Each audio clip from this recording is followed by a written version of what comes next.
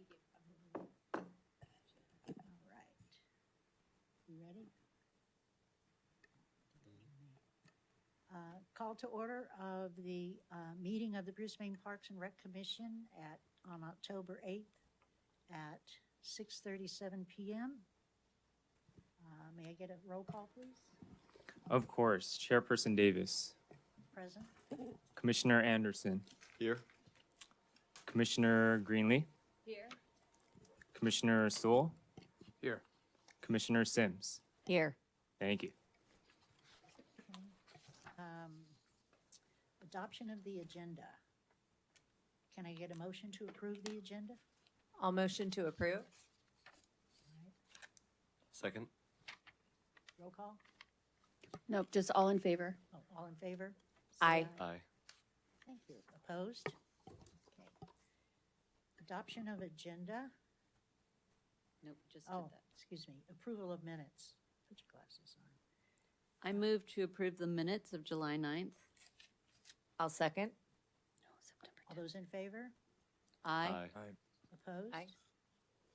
It's September 10th. Do we have any citizen communications? Sorry, I'm sorry. Can we go back? It's minutes from September 10th. Ah, that's right. Oh, September 10th. Sorry. Approval of minutes for I was September. looking at them. Never mind. Approval of minutes for September 10th. I approve. Second. All those in favor? Aye. Opposed? Just get our ratings up. Thank you. You do stupid things. That's what we're all here for. Tom Do was we have- recommending we start with a comedy skit, right? We need our ratings up. Help Do we our have guy. any citizen communications? We do not. All right, thank you.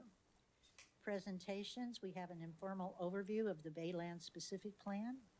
Yeah, so we have representatives here from Baylands Development, Inc., who are going to provide an informational presentation, and I'm sure at the end they'd be happy to address any questions that the commission might have. So I will go ahead and turn it over to them. Great. Hi, everyone. Thank you for having us tonight. I'm Katie Loic-Sunday, Director of Community Relations for the Baylands, and I'm joined by Stephanie Shakovsky and Michelle Lynn, also at the Baylands. And on the phone, we have Dylan Deers with OJB, who is the landscape architect that worked on the specific plan. Next slide, please. Just a quick agenda for our presentation tonight. We'll start with some background on the specific plan, and then we'll have an overview of the conservation and open space chapter, and then at the end, I'll leave some time for Q&A. Next slide. So you all may or may not be familiar with the specific plan and the history of it, but as a reminder, this is a document that was required as part of Measure JJ. And the goal of this document is to detail the land use program for the project and also to address the priority policy areas that you see on the slide here. Before, though, I jump into the rest of the presentation, I did want to clarify something. The specific plan and specific plans in general are the developer's intent for the project. It is our proposal for what we'd like to do with the project. You may have recently also heard about the draft environmental impact report. That document is a CEQA document, so a document that's required under the state's Environmental Quality Act. And that document is intended to measure the potential environmental impacts of our project as it's described in the specific plan. So because there's some similarities with these documents, we do often get questions about that. So I wanted to clarify that our presentation tonight will focus on the specific plan since that is our document, not so much about the draft EIR since that is the city's document since they are the CEQA lead agency for the project. And I'm happy to answer any questions about that as we go on. Next slide, please. I don't know if any of you have had a chance to take a look at our specific plan. If you have, you've probably seen it is a very long document. There are 10 chapters, which you can see outlined on the slide here. And I'm not going to have time to get into all of that content today, so I'm going to focus on Chapter 5, which is the Conservation and Open Space chapter, since that's probably most relevant for all of you. But we're always happy to follow up and take questions on any material that we don't have time to cover tonight. Next slide, please. This rendering gives you an aerial view of the open space network that we'll be discussing today. More than 25% of the project is dedicated to open space. And I want to acknowledge that this is an area where we receive a lot of questions, mainly because there are different definitions of open space and open area. Measure JJ established that 25% of the land area on the Baylands development would be open space / open area. Now, when you're looking at this slide, everything that you see in green, those are open spaces as defined by the Brisbane General Plan. That includes the restored habitats on Icehouse Hill and new parks like Baylands Park, but it does not include areas like the solar field or the lagoon. Additionally, there are landscaped areas and setbacks throughout the development that fall into the category of open area. When combined, this is a significant portion of our project, probably around 40%. But even when we just take the open spaces that you see in green on this map, that's still more than 25% of our project. And that calculation was done taking sea level rise into account. The bottom line is an accessible, interconnected open space network is the foundation of this specific plan. It's not just a feature. Next slide. The Baylands Open Space Network includes a diverse range of typologies that create habitats for flora and fauna, improve the quality of hydrologic systems, and provide recreation and connectivity opportunities for the Brisbane community. Some of the examples of these open spaces are ecological green spaces, active recreation areas, community greens, trails and pedestrian networks, and a public urban plaza at the Caltrain station.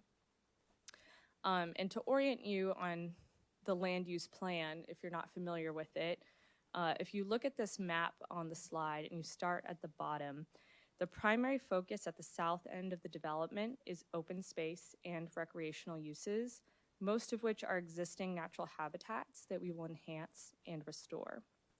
The open space then extends into each of the neighborhoods to the north, weaving through the commercial district and connecting with the restored roundhouse before continuing north of Main Street and up through the residential districts.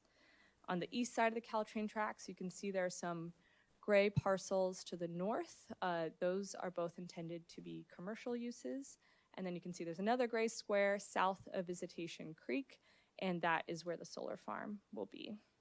And of course, throughout the project, there's an extensive pedestrian and bike network to connect folks not only within the Baylands, but also to the surrounding neighborhoods and region so everyone can enjoy these new spaces. Next slide. So on the next few slides, we'll share some examples of the open spaces at the Baylands, and we'll start here with the Bayshore Caltrain Plaza. This plaza welcomes commuters to and from the Baylands, and it includes areas for transit boarding and queuing, an arrival plaza with a cafe garden, outdoor seating, a kiosk with time boards, and bike parking. There will also be a dedicated Baylands shuttle drop-off area, as well as a separate multimodal drop-off area, which supports unloading from private vehicles, mass transit, and other related shuttle needs as determined by Caltrain, Samtrans, SFMTA, and other transit agencies. Next slide. So there's a green spine, which you can see on the map here, that runs through the residential neighborhoods of the Baylands, and it serves as a connector from the adjacent Leland Square district at the north, which is actually part of the San Francisco piece of the Baylands. And then it connects all the way down to the roundhouse. A key section of this linear green is Baylands Park. And this park serves as a central social green space and provides diverse amenities. Some of the proposed uses for this area include native and botanic gardens, a community recreational lawn, a play area, event lawn, dog park, a restroom pavilion, art walk, and some flexible seating areas, which you can see some examples of on the slide. Next slide, please. The community greens, like Baylands Park, are situated to provide maximum visibility and accessibility to the open spaces. This park is also a great example of the scale of the open space network. So even though I know on the last two slides, this linear park looked like the little strip of green on the map, but it's actually about 200 feet wide, which is nearly the width of the Panhandle in San Francisco. So that gives you a sense of even a smaller portion of the open space network is really quite significant. Next slide, please. Roundhouse Park is a unique multi-purpose feature of the open space network. When Southern Pacific Railroad operated this property, they had a roundhouse that was used for daily maintenance of steam locomotives. The roundhouse was a large brick building with a turntable that reversed the direction of trains. It is one of only a few remaining in the state, and it will be rehabilitated to celebrate the legacy of the site. And the park design aims to showcase this history of the roundhouse while also providing space for community events, celebration, arts, and outdoor dining. And some of the additional proposed uses at Roundhouse Park include a flexible lawn, informal play area, an art and history garden, event pavilion, bermed seating, and an open-air theater that will utilize the cast iron columns and beams at the inner curved wall of the roundhouse, which you can sort of get a sense of on the slide here. Next slide. So the community fields are located at the southwestern portion of the site, closest to downtown Brisbane. And some of the proposed uses in this area are a flexible recreation lawn, a ball field, picnic and games area, an amenity pavilion with restrooms, playground, fitness stations, buffer plantings, and shade structures. The community field will also support connections to pedestrian and bicycle trails, one of which is the existing Crocker Recreational Trail, which connects through that old Bayshore Tunnel. And so it's a great pedestrian access point for folks in Brisbane to access this park. This park will also connect to Icehouse Hill, the Tunnel Avenue Overpass, and Ecological Park, which is one of the new parks in the Baylands. Next slide. So in addition to the recreation areas, the Baylands includes significant ecological green spaces, which are intended to preserve, enhance, and protect ecological areas, while balancing the needs of the community with habitat resources. You can see at the bottom of the slide here some examples of these green spaces, including Ecological Park, Visitation Creek, Lagoon Park, and Icehouse Hill. And as you may be aware, the Baylands used to be part of the Bay, and years of filling for the railroad and dumping of garbage for the municipal landfill really eroded that area and disrupted the natural habitats and left most of the site without native soils. So because of that, there are 3 different strategies that we'll be using to address habitats on the Baylands. They are habitat protection, restoration, and enhancement and creation. And you can see them color-coded on the map here. Starting with habitat protection, those areas include the tidal marsh and tidal flat habitat along the Brisbane Lagoon edge. So that's kind of the lighter purple on the slide there. Buffer areas around Icehouse Hill and the stormwater detention area. Restoration, which is that darker purple area, is really focused on Icehouse Hill, and that includes invasive species removal, as well as shrub encroachment control and native revegetation to restore butterfly host plant patches. Then lastly, we have habitat creation and enhancement. That's kind of the green striped area that you see on the map. And those areas are Visitation Creek and the created freshwater wetlands, the upland habitat adjacent to the Lagoon Marsh, the open space south of Icehouse Hill, coastal scrub areas in the Baylands Preserve Connector, and all of the new recreation areas. And if you go to the next slide, I think that brings me to the end of my prepared slides. That gives you obviously a very high level overview of the open space network. There's a lot more information in the specific plan, but I really wanted to dedicate the rest of our time today to any questions that you have. We are also hosting a listening session with the San Francisco Estuary Institute, and they're going to help us gather some additional subject matter expert feedback on this chapter of the specific plan. So that will be in early November if any of you would like to join us for that. So with that, I will open it up for questions. Thank you. First, I wanted to say that I was really happy to see that you guys addressed like walkability in the plan, because I know that's something that's easy to overlook, especially with, you know, the benefits to siloing different areas, especially in an overview like this. And I'm specifically interested in a lot of the third spaces and outdoor spaces. And a lot of the images I saw had a lot of detached tables, like tables that aren't attached to anything. And I know that those over time have a lot of tendency to walk off, as we might say, or other things if they aren't maintained or held down. So I wanted to know what sort of plan there was for that. That's a great question.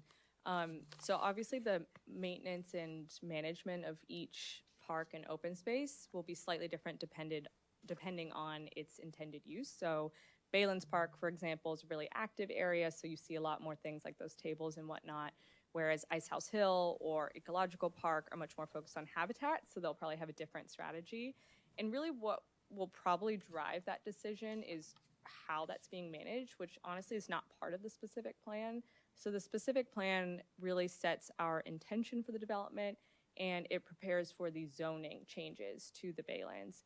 It doesn't get into quite that level of detail in terms of who will be managing it, how will they select furniture, how will they manage things like that. That will probably come about through discussions with the city and deciding how that's going to be managed. So for example, in parks all over the country, some parks are managed by the local Parks and Rec department, others are managed by a foundation or an HOA. There's different ways that that can be facilitated, and that entity would probably be the one deciding some of those things, like how the furniture is selected and properly cared for so it doesn't walk away and things like that. Michelle or anyone, anything to add? Okay. Yeah, it sounds good. So as long as it's, I'm sure it'll be kept in mind, and everyone will work together on that as we get to Yeah. more specifics of the plan. Absolutely. And I think an important part to remember about this is that, you know, even though we're going through all these approvals right now and, you know, getting to the place where we hope to be entitled soon, ultimately this is not the end of the conversation. You know, there will be ongoing discussions and community engagement as we move into the implementation phase of this project. So there's a lot of opportunity for input on things like that as well. Sounds great. Thank you. Any other questions? Yes. I have a question. Although this is kind of the first time I'm really looking at this with any detail. My question is about remediation and planting of vegetation, because I noticed you had a lot of real mature looking trees, you know, all over the place. And how do you plant? I understand that a lot of the remediation is going to be a cap. So there's, well, okay. I'll let you finish your question. Okay, just how are you going to handle both remediation and restoration and landscaping in general? When are you bringing in a bunch of soil to plant in, and how does that affect, you know, even planting trees whose roots are going to go way down? I'm just curious. Yeah, it's a great question. I'm going to let our expert help answer that. But really quick, I just want to mention that we do have cleanup plans approved for both sides of the project. And there's the landfill side, which is where you're mentioning the cap. That's our landfill closure plan. On the other side, the railroad side, there are remedial action plans. So it's a different approach on that side of the project. And each of those plans, which are publicly available if anyone wants to take a look at them, they sort of outline the menu of options for cleaning up the site. And part of that is things like moving soil. And I'm going to let Stephanie, if you want to, or Dylan. I guess Dylan, who's on the Zoom, can talk a little bit about the trees. Yeah, I think one of the important notes, you know, that's outlined right now from the team is the landfill closure plan is critical to the conversation that we're having right now, which includes an impenetrable liner to that cap. In terms of the depth of the trees that are outlined in the species plan, is not a dominant taproot where anything is over prior landfill. So in terms of a horizontal root system. Majority of trees within our palette, they're a spreading root system that's within the really the 36 to 42 inch zone. So most trees are always in terms of what we have on this palette in that upper profile to avoid any dimensional conflict with the liner and the depth of the soil.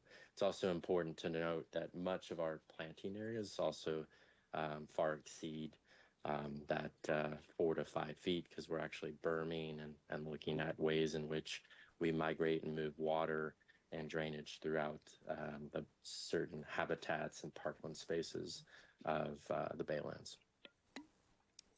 I would also just comment that there's a lot of wind, which I'm sure you're familiar with out there. Very much. Yeah, and I pity the trees that are left exposed on berms that don't have real deep roots. I just worry about that. But I'm sure, appropriate landscaping will happen. And I hope a lot of it's native, and I hope a lot of it takes into account that it needs to be maintained and hopefully kept, not just plopped in the ground, but kept looking really good for the people who live there. Anyways. Yeah, I just wanted to read, in particular, page 269 of the specific plan, which is section 5.4.5, which describes planting, goes into great detail to many of I think the concerns that you're speaking towards, which really speaks to the heart and the ecotone of what the plant design of Baylands is after. And this is really also an extension of the community outreach workshops and visioning sessions that we had, and even specific one-on-one community dialogue that both OJB and Baylands has acquired over time.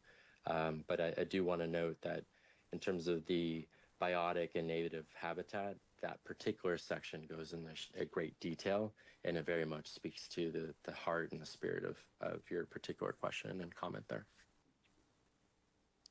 Okay, thanks. And I'm just curious about Ice House Hill, which we used to call Horse Hill. I guess there's not going to be horses up there. Is that the plan? I think that remains to be determined on Okay. whether or not the individual who has the horses wants to keep them there. And I think there would be some collaboration with the specialists that we're working with on the revegetation of Ice House Hill to determine if those uses can coexist. So I think there's still some discussions to be had around that. Okay, because that's been a long history of this town, of having the horses out there. Even an opportunity to have, because when my son was little, I would take him out there and we would take apples to the horses, and there were chickens and other little farm animals around there, and it was just a great little piece of country, Yeah. that we would enjoy. And it would be great if that was continued in some way, maybe a more formal way. It's been very informal for a long time. But it'd be a great place for kids to go out and interact with, a little piece of country, which Brisbane is part of. Yeah, it's a great point. Well, we have a farm. It's a tank farm. No. What? That thing is such a juggernaut. Is there any? How do we get rid of that? We need more you might have soccer to talk fields. to Kinder Morgan and SFO about that one. Because Yeah. that's like, I'm looking is at a your big plan eyesore. and there it is, right? That It- little piece of land right there. Yeah, we How do do we get? have to build around it. That's not part Well, of our there's project. climate change and sea level rise and butterflies. And are you putting the soccer fields right next to the tank farm? That's my It's- big complaint. The current area is somewhat adjacent. It's not next to the tank farm. But yeah, there's the Caltrain runs in between the tank farm and if you go back to slide Yeah, it I'd like to was see a map of that. 3. Keep going back. Oh, sorry. Not 3. Maybe one more. Thank you. Mhm. So do you see that turquoise area in the middle of the project there? That's the stormwater detention area. And just south of that, there's a gray kind of oval with a dotted line around it. That is the Kinder Morgan tank farm. And then directly west of that is the Caltrain tracks. And then if you continue going west, that is where you have some buffering, and then you have the community green spaces. Wait a minute. Sorry, the The community excuse me, it's Community the yellow. fields. Wait a minute. Fields are the yellow, right? Yes, that is It's correct. that yellow square and the little leg that's sitting on the top right corner is Kinder Morgan, right? No. No? So that is Funny. what are they called? Machinery something. Yeah, Oh, the that's a- maintenance yard. It's where it's where there's like Okay. some old That's a private Equipment. property right now, where more of it's, you know, I gotcha. a collection of old things that are stored Right. on site. So there's really about a 350-foot dimension or greater, because it's a dimensional offset that grows from north to south from Caltrain's offset. So there's a separation. The community ball fields start right at the firehouse. And what we had worked together as a team and community was to extend and grow the parking lot adjacent to the firehouse and continue north. So it had a wonderful connection over to Brisbane underneath Oh yeah, Bayshore Boulevard. yeah, it's that nice flat area right now where the native plant nursery is. Okay, so that teeny little green, where is Kinder Morgan? It's that little green. See the turquoise in the middle Go to page 20. that says stormwater detention area? Right in the middle. Yeah, so That's- then where the mouse is, if you're able to see Yep. the mouse. And then directly south of that, Mhm. that is Kinder Morgan, that larger gray oval with a dotted line. But that's around not where the tanks are, is Yeah, it? it is. Yes, it is. It is. Really? Oh, you've moved the road. Well, we haven't moved Caltrain. Okay. Oh, you didn't move Caltrain. Gotcha. Okay. Yeah. Wow. Are you talking about Tunnel Road? Yeah. Yeah. So Tunnel Road is still essentially in the same In area. the same spot. Oh, I see. Absolutely. Okay. I'm sorry. I was reading the Caltrain as Tunnel Road. Oh, that's Yeah, sorry. confusing. No, That was me. that's confusing. And it is. I mean, it's a fair question. I think, it is not the most sightly project, and we do have to build around it and plan for it in terms of, safety and berming and shielding and things like that. But that's not our project, and as I understand, it's pretty critical infrastructure to support SFO, so we probably aren't going to be the ones to move them. Okay. So that's something we just have to plan carefully around. Okay. Gotcha. Yeah. One soccer field and one baseball diamond, no tennis courts. How many residents in there?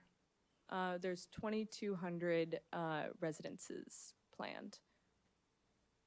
How many residents? People.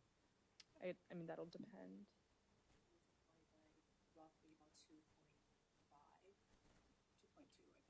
2.2, so call that 4,000 or so people. So Yeah. the same population as this, as our existing population. Yes, that is correct. Yeah, we're overused on all of our Yeah, facilities. So I would love to see more yeah. soccer, baseball, tennis. So everything right now in terms of what's on this open space network, again, the specific plan is what's going to allow us to rezone the Baylands for certain types of uses. And so there is flexibility in how this eventually is implemented. And I think this plan right now is built on the foundation of a couple of things. One is those community outreach sessions that Dylan mentioned. A lot of those happened, I think the most recent ones were in 2019. So there's, of course, opportunity for new feedback since then. And then the other kind of really foundational piece here is Measure JJ, the voter resolution that passed in 2018. So that set in place a number of parameters for how we develop the site. So for example, all of the residential on the Baylands is north of Main Street and west of the Caltrain track. So it's kind of that upper left quadrant of the property. So all of that and like the amount of commercial we can build all comes out of Measure JJ. So that really built the framework for the specific plan as it is right now. But when it comes to the exact, type of programming that's in these spaces, there is opportunity to refine that as we, get into the approval process and eventually into implementation. And we're balancing, obviously, different feedback throughout the community because there's other folks who want less fields, more fields, and so we're trying to find that right balance to make sure we're protecting the habitats, but then also really giving this community the resources that they need. I love it. It's close to the main bowl, right? The main part of town. That's nice. Yeah, and that Seems sparse. It's gonna tunnel, be- I don't know if you've seen the old Bayshore Tunnel. Sure. I think that's a really great feature that will eventually have this, existing Brisbane Trail connect right into our property. And Very that way cool. you can also walk onto that field area without necessarily needing to cross Bayshore Boulevard. Let if us you're a know how we pedestrian. can help. I appreciate that. Yeah, we really are pushing forward. We're hoping to get this in front of the Planning Commission and City Council next year. So we appreciate you listening and hope that you'll continue to support us as this moves forward. And I guess, first of all, thank you for being here and presenting it to us. Obviously, we're Parks and Rec. We love to see green space. It's a big deal. I think I'm just thinking in the world of hypotheticals. We have the 25% parks space, green space that we need. What happens if, how malleable is this plan? And who will be the ultimate determinants of how this plan evolves? Even if someday you all aren't there doing it, it's someone else. I guess those are my questions. So as I mentioned hopefully in the spring, I'm proposing, we'll have a package of materials that go to the Planning Commission and eventually to City Council. So that will be the final specific plan, the final environmental impact report, a development agreement that lays out some of the phasing in more detail, and then what will be approved then is a change in the zoning. And so if something changes in the future and a new developer comes in or something like that, they still will have to abide by the zoning that was passed as part of this effort, and they will have to abide generally by the specific plan. But that's why when I talk about the specific plan being the intention, it sets out the framework for how this development can come together. There is room for some tinkering, as the community wants. But for example, if someone came in and said, I want to scrap this and build something entirely different, they would have to basically start this whole process over again in terms of an environmental impact report and a new specific plan, changes to zoning potentially, all of that. So that I wouldn't recommend it, but that would be what would be required. Does that answer your question? Yeah, thank you. I have a question. Of course. Remediation. Yes. Could you kind of go over that again? I Yeah. heard something about a cap, and I'm familiar with that area. Oh, Very great. familiar. Yeah, that's great. Do you want to take that one?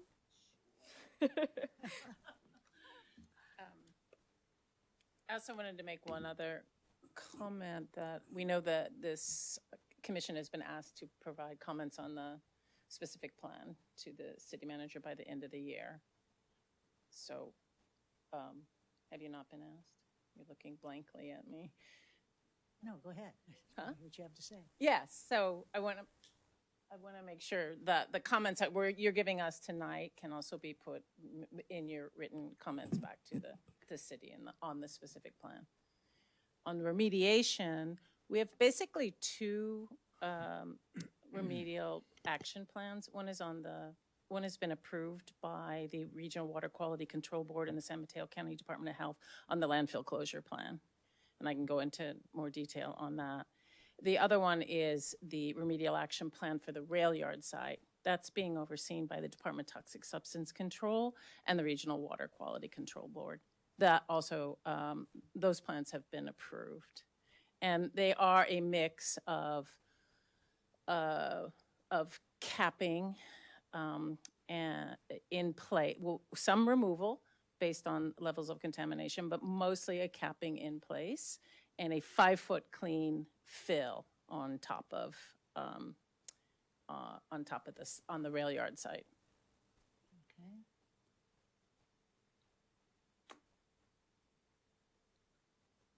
Okay. Anything I else? thought you were going to have a follow-up. I'm trying to think of what I want to say. Oh, okay. I can go back to Commissioner Greenlee's comment about the trees. the trees. I mean, we do, I think, as Dylan mentioned, we do have a selection. Nothing has been set in stone here. Our specific plan is conceptual and illustrative by nature based on a lot of feedback. There are certain things set in stone, like how much green space we have to have, but and kind of where it's going. But other than that, we're open, and there's going to be, once we're entitled, obviously before we get permits, there's going to be a lot more a dialogue with the city and with the community.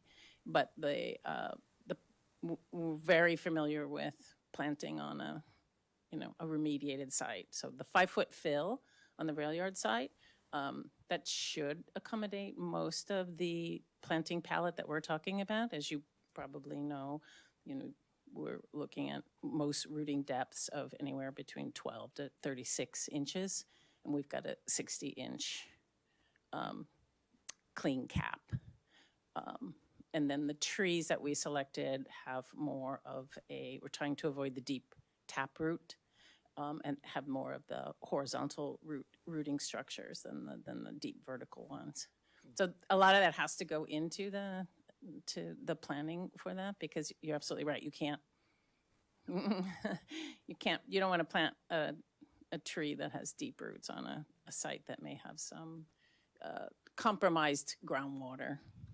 I'm excited and curious, shall we say, about the creek area.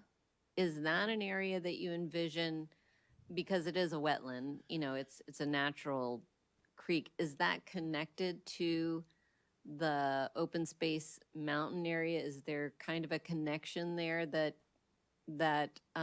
allows for like a wet habitat to happen? And is it going to be left as kind of a wild area that people have little trails into that they can walk, or is it just going to be left to kind of just be habitat, which I'm fine with either way. I just like more of a description. Yeah. Again, we have a pretty detailed description of what we're calling it Visitation Park. We're Visitation Creek, what is now, we call it Visitation Creek. Historically, it's called the Central Drainage Channel because it is part of the stormwater drainage system for most of the uplands in Brisbane and Daly City. So it is the stormwater drain, this central drainage channel. So all the stormwater that's collected currently runs through the Baylands, under the railroad tracks, into the Visitation Creek, or the central drainage channel, goes under a culvert under the 101 and then to the bay. Yeah. Right now the plan is we would be. Stephanie, on that, there's a really critical Dylan. Just Dylan jumping in here. There's a really critical figure. I don't know if people have the specific plan in front of them, but figure 5.3.2 describes very well, what Stephanie's describing in words there in terms of how the Visitation Creek works, not only with this property, but also the drainage that comes from the community in the city of Brisbane to the west and makes its way out to the bay. Is it habitat or just a pipe? Currently? No, it's no. I'm sorry. Go ahead, Dylan. Yeah, in the future, it very much is a part of habitat. And again, that goes back to the community's ask, going back to our critical workshops that we had in 2019, the Visitation Creek is very much an ecological type of purpose where it's really serving the hydrology and the flows both from stormwater, but also tidally influenced. And that also is really, there's some wonderful figures that describe that, you know, the function and the program of that open space within the specific plan. Yeah, because Brisbane, just in general, our mountain has springs, we have beautiful wetlands, we have reptiles, we have wonderful shorebirds, as I'm sure you're familiar, and migratory birds whose habitat is just dwindling. Right. So I would really, really love to see that area. I mean, I'd like to see little trails that people can, you know, look at birds, whatever. But I want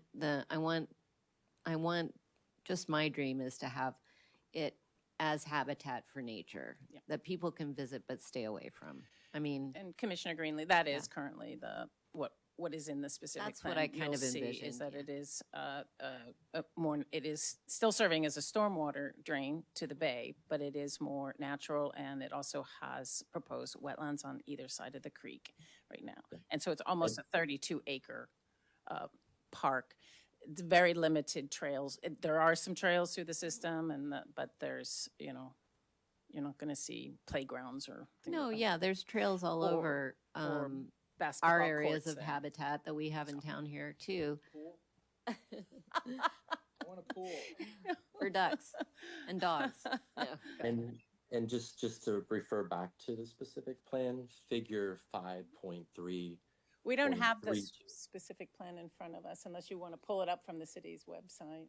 I think if you go to our deck, sorry, on the last slide, I put some extra slides with renderings. Oh, yep, keep going. This one. So Yeah, see how that's that kind of elevated. That's- elevated walkways where people can observe, but they're not stomping around Right. in the Yeah, vegetation. that is that the- would be wonderful. That is our conceptual design. And I know right now it's nothing. I mean, it is something, but it Well, could be improved a lot. And I hope that, Yeah. you know, with the right experts and that nature will come back, because nature does. Yeah, it's highly degraded right now. It never was a natural, I mean, it was a central drainage channel, but the plan is to, you know, to maximize that area for a natural, for restoration. All right, I have a question. Where does Recology fit into this? They're staying where they are. They're not Okay. part of our plan. Yeah. We don't have the specific plan with us, but they, you know, they've got a little corner up there, and yeah, the plan is they're staying there with their facilities. Okay, how And about, so are everybody who's out there now, Golden State Lumber, Recology, the tank farm, as we talked about, is not going. So, yeah, we don't own those properties. Okay, Yeah. interesting. what about the space on the other side across from Recology? What is, you know, when you come from the old Candlestick, and you make the shortcut onto Tunnel Road, I can't think of the name of that. Is it? I think that's Just off Beatty? Yeah. I mean, off that's Beatty not- there? Yeah. Where you used to park if you were going to Candlestick? Is that what you're talking about? I'm just talking about the space across the street, which says Baylands on it or future site. What's the remedial plans for all that? Or is it part of it? I'm lost. Okay. Can we put the map back up, please? Maybe you can point to it. If you go back, Oh, that was a good one. yeah, there, this that. one. Yeah. Okay. Okay. So do you see where Beatty Road is up there? You see where Recology is up? Uh-huh. Somebody who's driving here? There's the lumber. You can take the mouse up the. Yeah. That's Not quite. You're Recology. still in Brisbane there. That's Recology. That's where Recology has a section in Brisbane and also in San Francisco. Yeah, they split. Yeah, I right across didn't know from- the lumber yard was staying. That's cool. Yeah. Sustainability.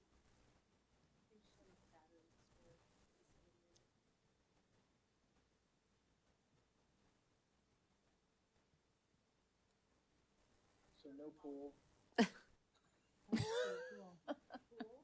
There's no pool in the No plan. school. But I said we could, make sure you put your comments to our plan But we in are your Park and comments Rec, to the Yeah, we are to Park and the, Rec. to the city manager. Yeah. I think, Chair Davis, you're talking about where you're coming off Beatty Road. And that is what, we're building a battery storage facility there Oh, okay. for the state grid and PG&E. And that is part of the landfill, that's also part of the landfill closure plan. That's all, That's what I'm Garbage up concerned there. with. I know. Mhm. yeah, almost from just a little north of Beatty Road and then all the way down to Lagoon Shoreline Right. is garbage. Mhm. And the Lagoon Shoreline was sort of the berm that they put for their cell. They filled garbage up to that site, and they were actually getting ready to start the next cell, which included the lagoon, and the city of Brisbane residents stopped that. So that's why you have the, that's why you have the A lagoon. lagoon, yeah. They leapfrog over the lagoon and went and filled in Oyster Point, Sierra Point. Sierra Point. Yeah, Yeah. Sierra Point, which is on garbage. Yeah. Okay, thank you. Okay, thanks. It's a little off topic, but or going back a little bit, I guess. There was a lining mentioned. That's not really a practice I'm familiar with. Could you guys go over that in a little bit more detail? Yeah, that's on the landfill closure plan. So the idea is our landfill operated from 1937 to 1967, and it operated during the time when there weren't any regulations. Now there's new regulations. All garbage landfills have to have lining, they have to have cover every day, and it's very, very restricted. Ours was what they call pre-regulation, and they literally just dumped garbage right into the bay.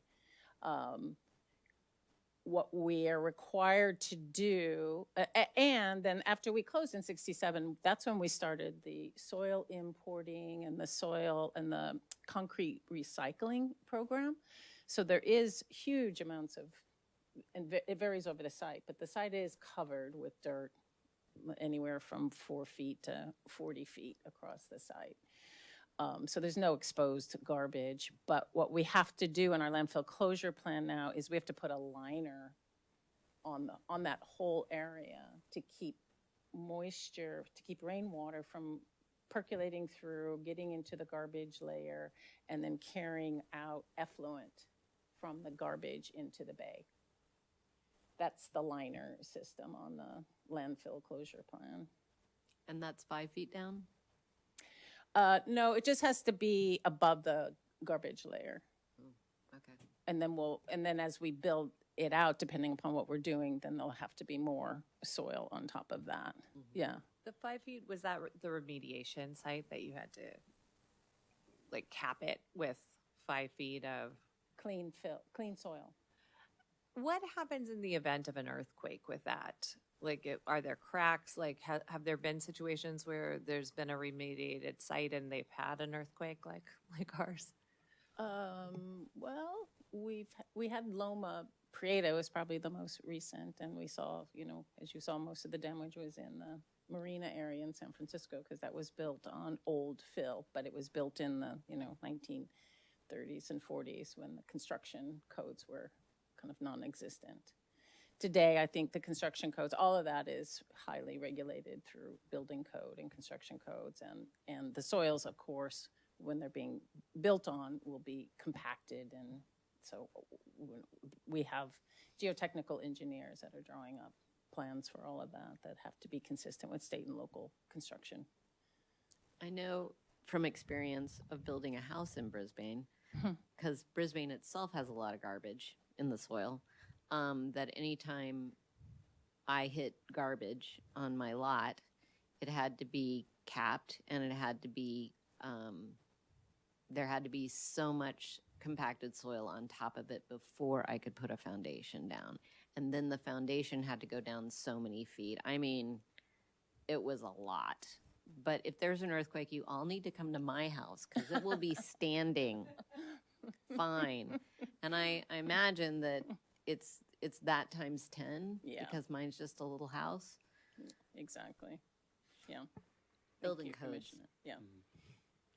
To connect to what Julie was talking about, what will be the, I guess, shallowest point from like dirt at the end of the project to that sort of seal? Because I know even I've dug 5 feet down just in my backyard. So what is the sort of threshold there? Are we talking about the landfill site or the rail yard site? Because there are also different contaminants of concern. So the landfill site is garbage, and there's The like lining.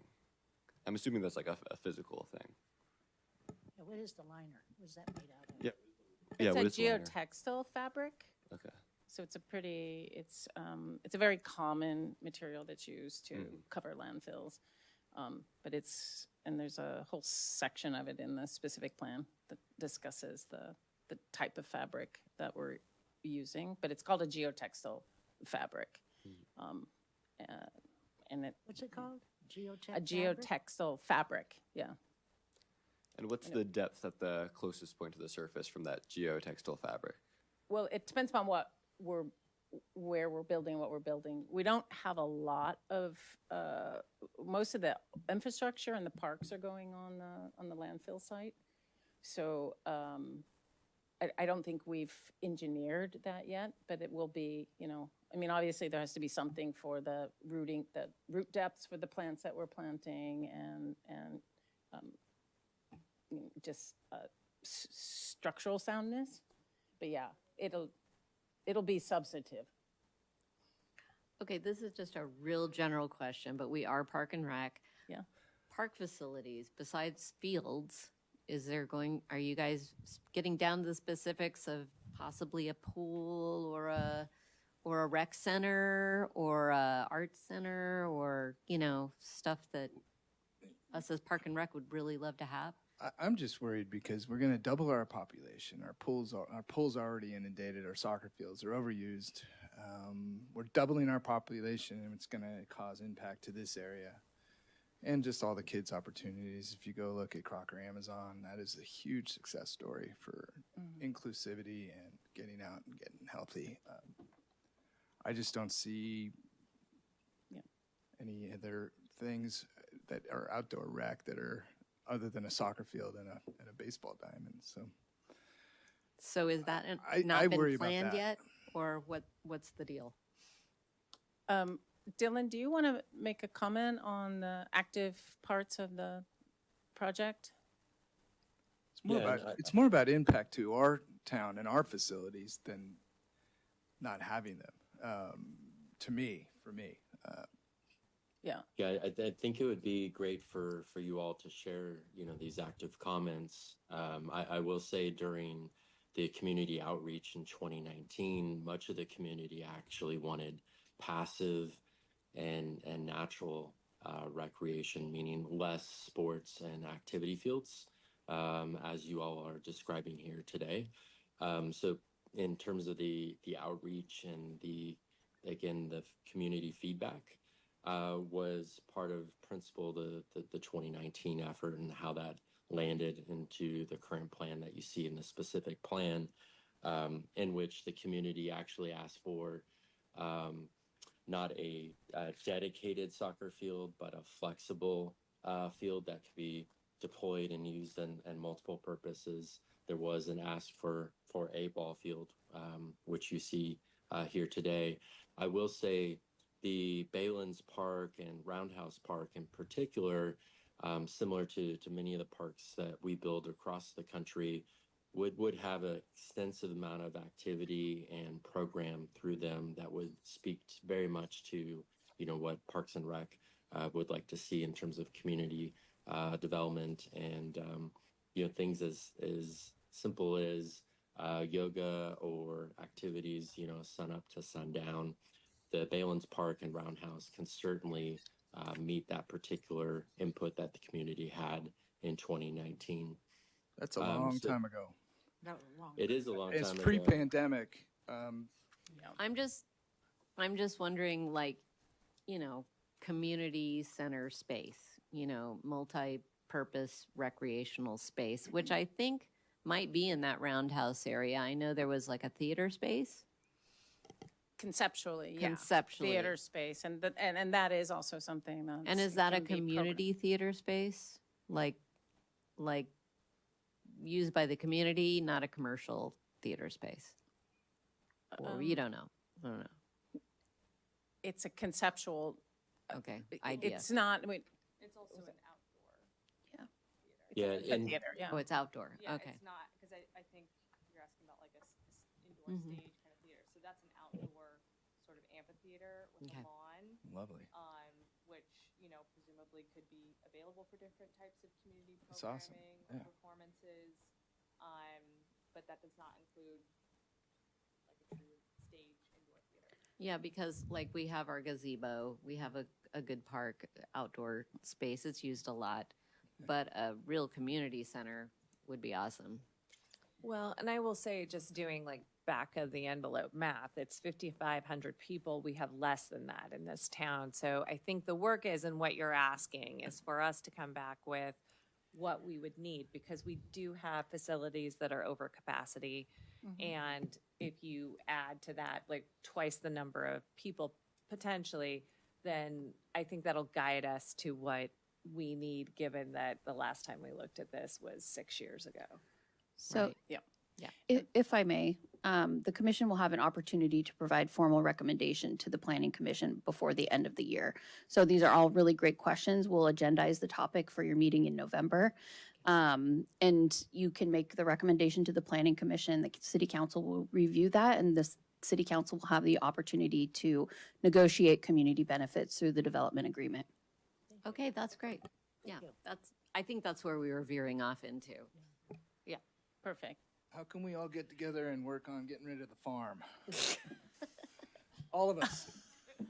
Is there a possibility to just dig like a canal from the lagoon to the pipe farm? Yeah. We don't disagree, and we've looked at it, but as Katie pointed out, it's serious infrastructure for the airport. So there's a pipeline that leaves the Richmond refinery and comes under the bay to the tank farm, and then there's a pipeline that leaves the tank farm and runs along the bay shore to the SFO airport. So Yeah. it would be a Herculean task to move that. They've threatened to move, They never will. and they never will. Yeah. Yeah, it's a juggernaut. Yeah, yeah. Anything We would else? also, if you haven't looked at Measure JJ, that's also 2018. I also understand that that's a long time ago. But Measure JJ also had a big emphasis on restoration and enhancement of the open space and parks, and not so much on the active. So I think there's lots of opportunities for both. I really do. But I do think that just thinking forward as far as things that could be built, for our recreational facilities that are under a lot of strain, that's something we can think about and then Okay. come back to you. great. You know. Great. Well, we appreciate the time and thank you. And we're available for questions at any time. And we look forward to your comments. Thank you. Thank you.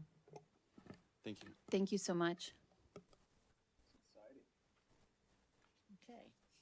Anything else? Anybody want to talk about before we move on? All right. Can I say something really, really quick? How do we, we're going to agendize this for next time. We're going to come Correct. back with ideas. So maybe Yes. next meeting, everybody can come with their wish list and we can hash some things out in a more organized way. Yep.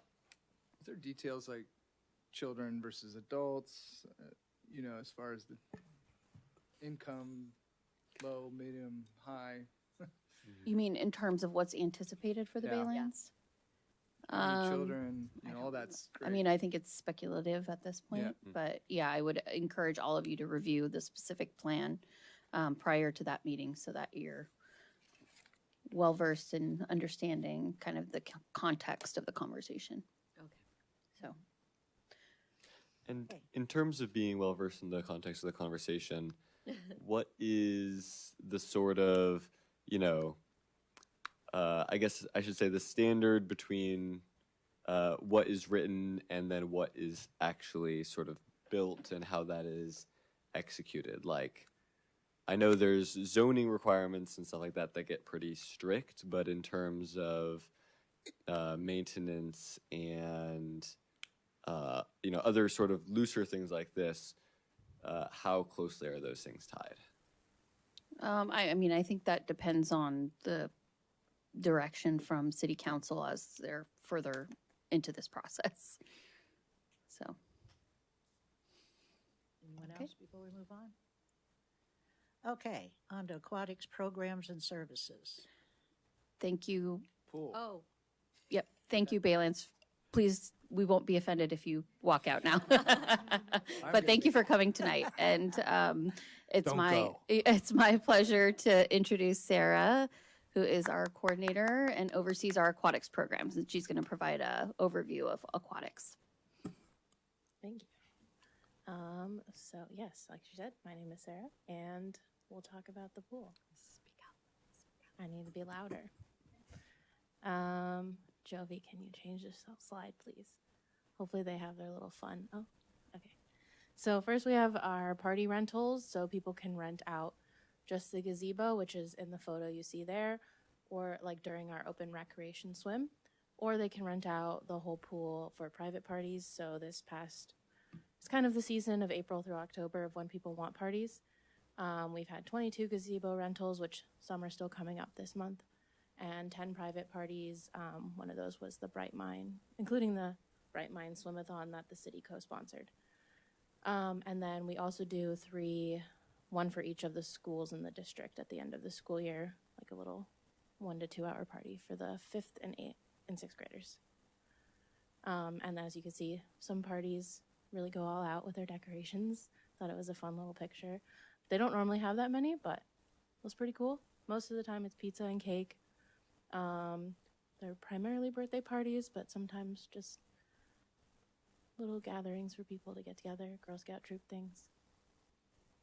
Next. One of our, I think this is one of the longest programs, and I was told possibly one of the longest senior programs, aside from the lunch. Speak up a little bit, please. I'm still too quiet. Yep. Okay, Thank you. I'm gonna get really close to the microphone. project. It's weird because you're not that far away. Totally. Right? Like, I'm gonna yell. So we have the water aerobics with Heidi, Heidi Levinson, as she got her little arrow. It is a year-round class. She teaches it even during the winter. It definitely is more attended in the warmer months, but the people who take the class absolutely love it. It is 3 days a week, and this past year she's had an average of about 16 students per class. People can do a drop-in and just come to one day, or they can sign up for all the Mondays in a month and all the Wednesdays. Some people do all 3 days all month. And let's see, what favorite quote? Heidi is attentive to her students. So these are quotes from her students. It makes us feel good and safe because of her. I didn't have to do physical therapy and I have a waist. And I've heard a lot of things about how necessary it is for especially getting older adults moving and the low impact on their joints.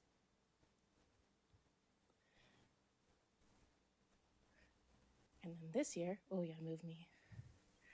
This year we just started 2 new types of classes, and they vary mainly, they're taught by different people. So we have Aquafit with Felina on Tuesday mornings, and that started in early July, and that's already getting about 15 students per class.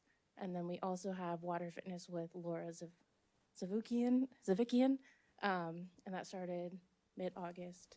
It's Monday nights to try to get the crowd, people who work all day. Can't necessarily leave at 10 a.m. Yeah, I don't know what it says under the line. I have a question. 15, yes. What's Aquafit? So aquafit and water fitness are variations of kind of the water aerobics. They do different exercises, and the teachers all have different styles. But they're just different ways to get people moving and exercising in the water, aside from just lap swimming. Okay. And those right now, they're just drop-in options. In the future, we'll look to see more of a monthly option if the interest is there. And how much do they cost? Right now, they're $10 for residents and $12 for non-residents. Thank good. you. Thank you.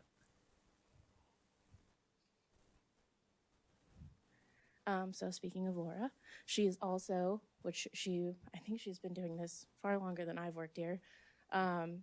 She is a private swim instructor, mostly for adults. So this year she's taught over 360 private and semi-private lessons.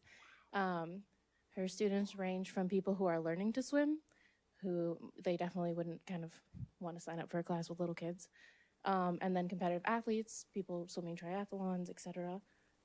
She's actually gotten so popular that she has suggested another person come help.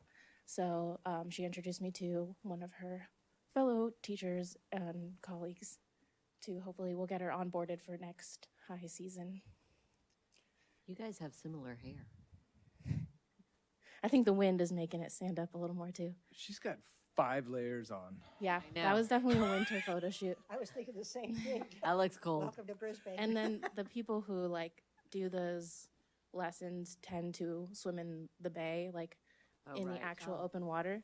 So I think the pool is a nice warm little Option section. Yeah. So they're just compared. they're focused on technique and kind of swimming more efficiently. But Laura's a pro. I didn't get quotes from people, but I've only ever heard amazing things about her, and they love her fitness class as well. That's cool. So youth swim lessons are taught by our lifeguards and swim instructors. We offer them spring, summer, and fall, and they're technically for ages 6 months to 17 years. Generally, they kind of fall between 3 years and 13 years old. And then this past summer, so just the 8 months in June, July, August, or 8 weeks, sorry, we had a total of 683 registrations. Is that a record? I think so. I tried to offer more options and like more opportunities. So I think not all of the classes had waiting lists and filled up, but there were more of them. So more people got to take them. Wow, that's great. 683. Wow. Yeah. The swim instructors worked very hard all summer. They were pretty happy to get a little break at the end. And then just one of the quotes, I've seen my kids' confidence and comfort in the water grow rapidly, and that's due to the great work of your team. And they're amazing with the kids. I think a lot of them also took swim lessons at the pool. So it's kind of a fun, full circle moment for them.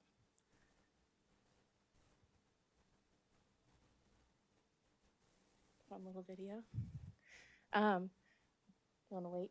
So, Dink and Dunk is a camp that Nicole started last summer. And it's a pickleball and swimming camp. So Dink is a pickleball term and Dunk is a summer or swimming. And they mostly hang out at the Littman tennis courts and at the pool. And they did some more indoor activities at the community center this year as well. This year we offered one more week than last year, so we have 3 weeks. And there was a total of 51 registrations with about 17 kids per session. They get to do stuff in the pool that they wouldn't normally get to do during rec swim because they're with counselors. And they kind of get to try new things and play games with each other. It's really fun. I'm like sitting there, so I hear a lot of it. And it's very entertaining, and hearing all the giggles is amazing. And then the last day of camp, actually, I had the honor of subbing in. So the kids wanted to make this video. They decided to do it on their own, and they just wanted us to record. You can see the person with the pink hair recording the other angle. This is their thing, so.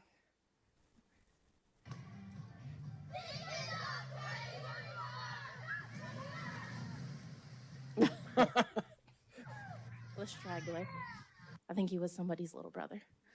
But that camp is primarily for like 10 to 13-year-olds. So it's like late elementary, middle school age. And then going to middle school age, we also partner with Littman Middle School and have PE classes during the day. They're happening right now, and then they'll stop between November and March and then start back up again in April. And they're usually, like, they're broken up, but the whole, like, the fall session is 6 weeks and then the spring session is 6 weeks. And they come 4 days a week. And then we also have one of our head lifeguards, Amira, at school. She is Miss A because she's also one of the teachers. And so she teaches our junior lifeguarding club in the fall and swim club in the spring. Oh, wow. Safety and certifications. So we teach I teach a certification class 2 times a year to kind of bring in new lifeguards, hopefully get more people certified so we can hire more people. And then our lifeguards train once a month throughout the school year, and then we do 1 week long of training before summer, and then we train once a week throughout summer to make sure everybody is on their skills. So if something does occur, it's muscle memory and not something that they have time to think about, to try to limit that fight, flight, freeze thing. So we really like repeat and go over things and make sure everybody's skills are on it, and we go through all of the things many times throughout the year. And in the winter, one of our fun things is we jump in our winter clothes, so we get to wear jackets and pants and shoes in the water, to kind of simulate what it will feel like if you have to jump in with all of that. And it kind of determines what they wear to work. It's like, are you sure you want to wear those sneakers or the Uggs? Like, maybe you don't want to swim with those on.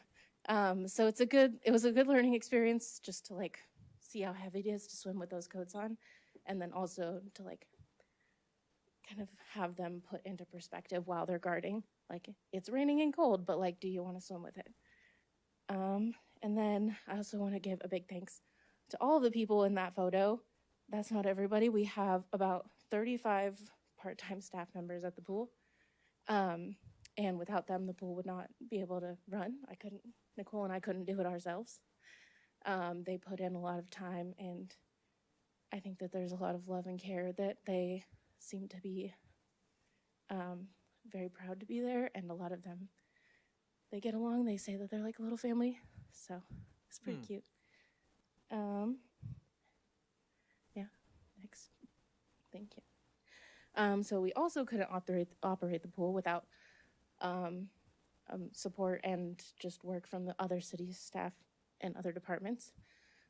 So this summer we had Brisbane PD and North County Fire come talk to the guards about what happens when they call 911 and kind of what they're looking for in the event of emergency, and then the difference of like what kind of behavior you would need to call PD for in like the comfort zone of that.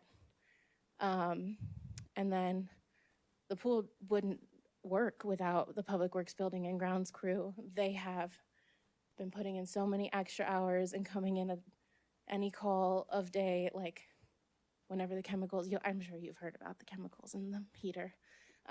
Whenever anything's a little bit off, we're like, hey, it's getting close. And then Keegan will come running over, and Keegan's team is great too.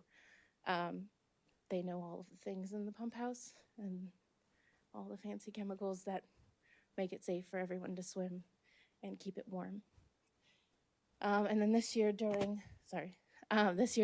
May, it's Water Safety Month, we did a little Facebook outreach post to try to educate people on some things to help them be a little safer in the water.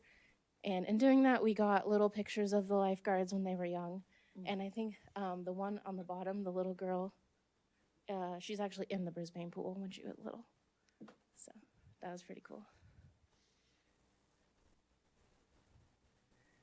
Adult lap swim and recreation swim are definitely the things that are used the most frequently. So these are our fun little numbers. So throughout this year, I did the year as like last October to the end of September, we had 455 total monthly passes, about 38 swimmers per month, and they can swim unlimited.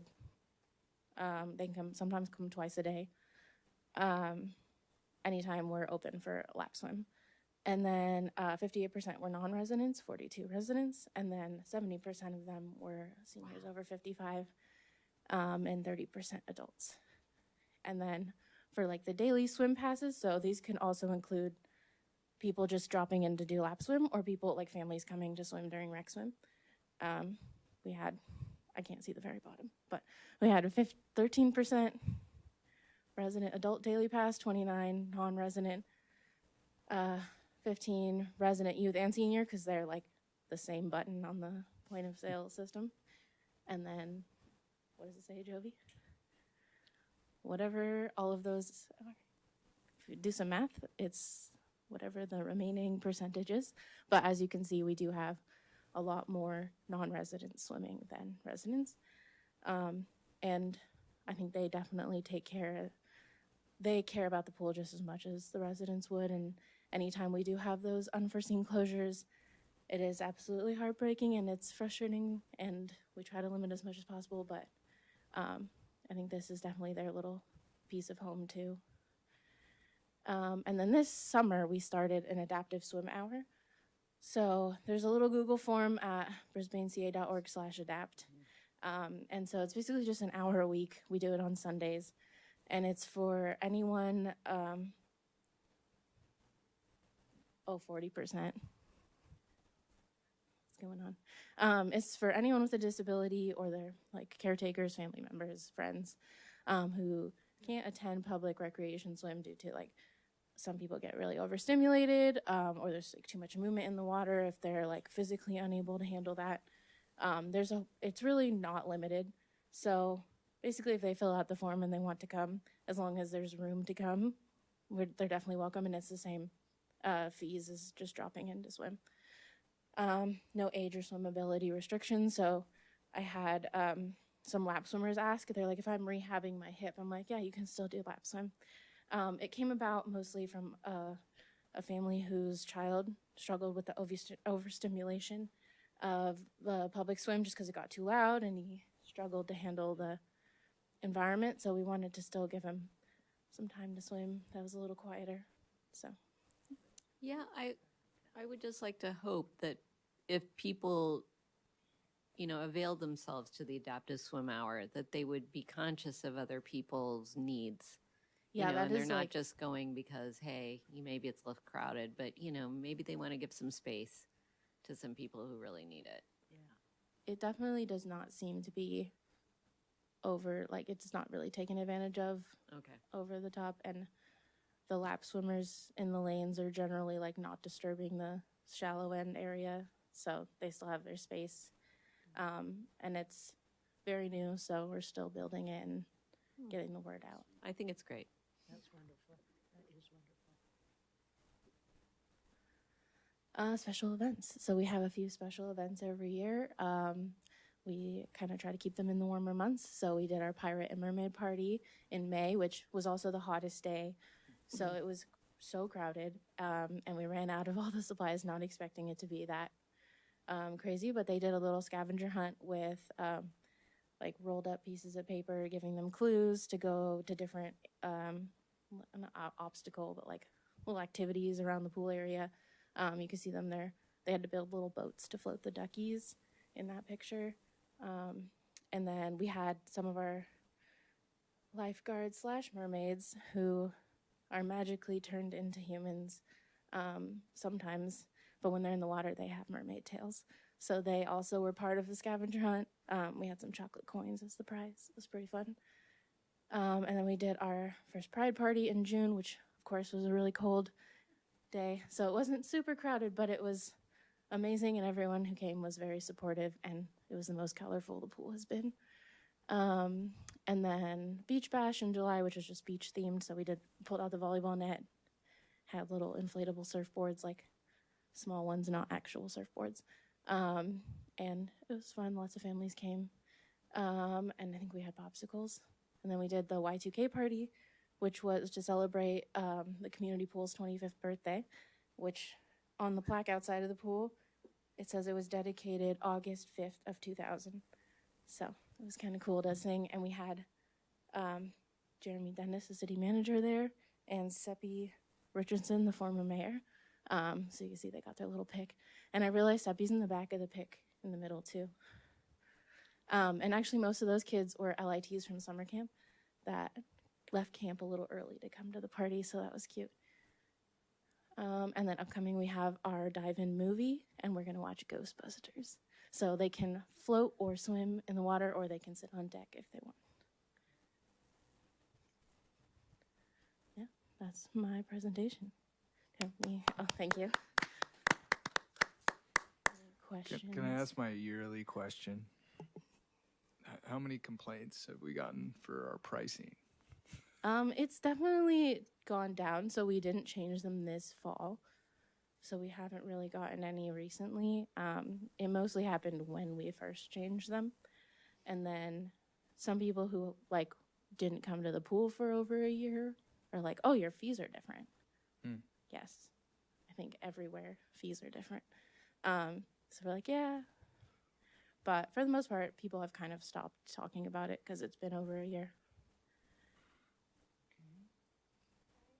I just love that we gave swimming lessons to 681 people. Like if you look at the percentage of our population, and I know they're not all Brisbaneans. So do you have a breakdown of that? How many are local and how many are our swim lessons similar to our pool in general, that it's more kind of out of town than in town? I don't have the exact numbers, but it definitely is more non-residents than residents because we do the resident registration 2 weeks ahead of time before the non-residents can sign up, and they're not full at all. And then once non-residents sign up, they usually fill up. Well, just congratulations. Well done. I think it's so important. I know I say this every year, but drowning is the number one way that young people, get into trouble. And so I'm so glad we're doing our part, not just for this city, but for everyone around us to teach kids how to swim. It's really important. Thank you. 5,000 more people down there coming to our pool. Yeah. We got to save more people. It is something we have to think about. I'd like to make a comment, or two actually. Number one, when my kids were growing up here in Brisbane, I had to go to Belmont to get them swim lessons. I had to go that far to get swim lessons. Number two, I've taken Heidi's classes. I have to tell you, if you ever have a party, hire her because she has the best playlist you'll ever hear. She really does, honestly. I know Heidi because we used to be neighbors, but she is so committed to making you feel good, and I've often thought that perhaps we should have her go to some of the senior meetings and tell them, like, I went because I got the senior rate, because I almost drowned when I was little in the Mississippi River. I've always been afraid of water. I don't mind pools. I don't do lakes a lot. I'll fish. That's about it. But Heidi is she makes you feel included in everything. And the other thing is that a lot of people were afraid to show up in a bathing suit. We get older, it's like, oh, what do I look like? She could care less, and you get the feeling you could care less too. But she is just delightful. But I got to tell you, she changes that playlist every lesson, and it's just wonderful. I even told her someday I'm going to have a party and hire you. She says I'm crashing it anyway, so.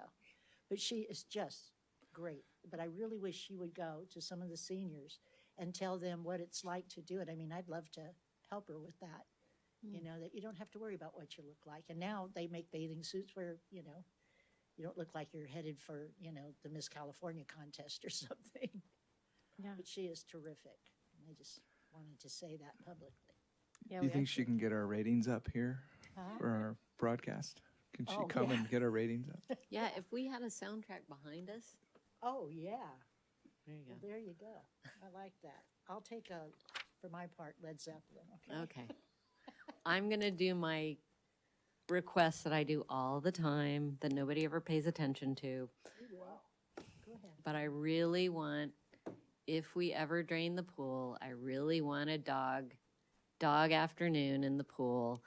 It's been done all over the country and it's super popular. We could literally charge whatever we wanted. We could make money.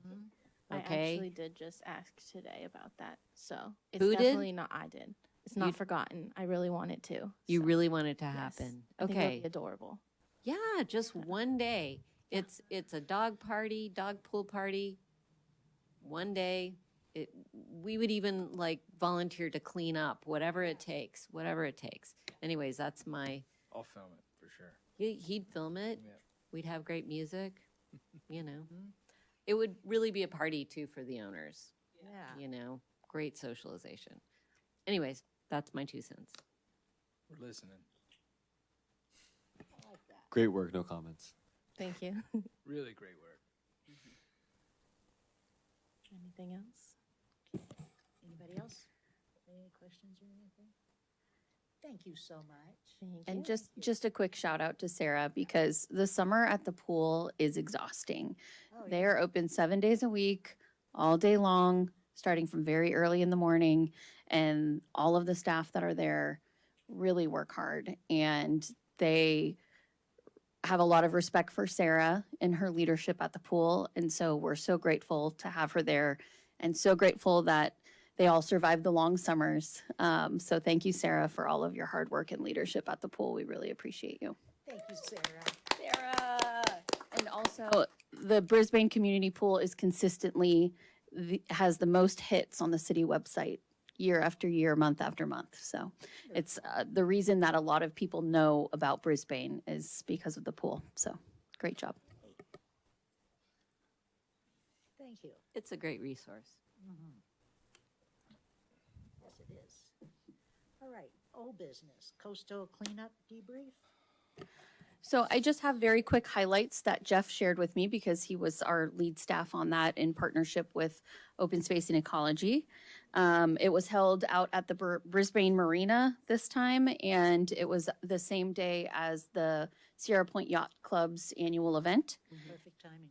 They had 95 volunteers.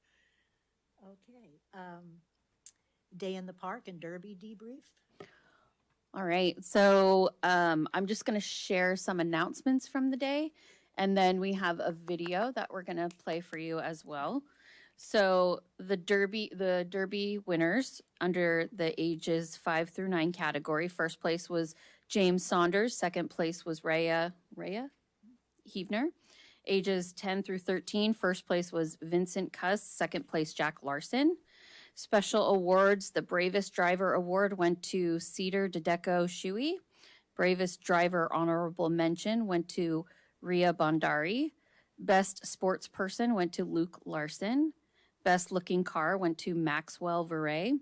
And the Dan Sorrentino Spirit Award was awarded to Drew Schaefer. So those are your announcements from the Derby. It was super fun. We had the PD representatives out there who used their radar gun to see how fast the cars were traveling. Any guesses how fast the fastest cars were? 30? No? Wow. That would be Okay, that'd be impressive. The helmets for sure. 18 miles per hour was Woo, the flying. fastest clocked car. So still really good. Good. And then announcements from the baking contest winners. Thank you so much, Lisa, for your leadership on that. It's always fun to see the participation. And I think we get residents participating in that who don't participate in other things. So it draws out a different audience, which is really great. So first place went to Lisa Carter. Second place was Alessandra Wood. And third place was Michelle Salmon for all of their delicious cookies. Volunteers of the Year were awarded, which included Herman Reese, and Youth Volunteer of the Year, our very own YAC President, Sebastian Bousquet.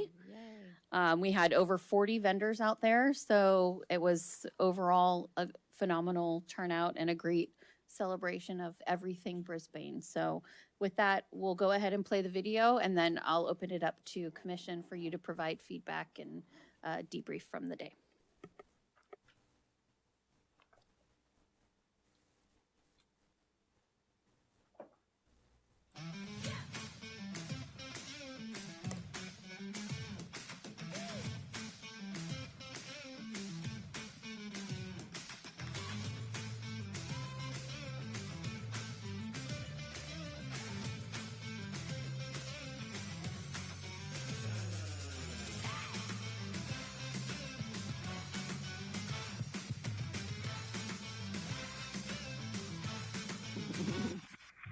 log.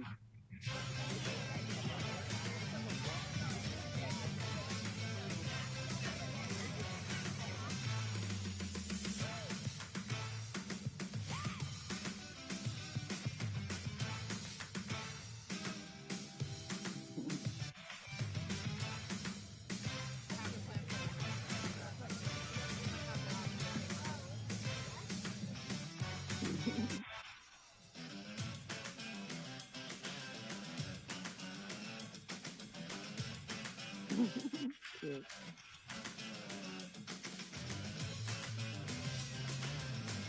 Terrified.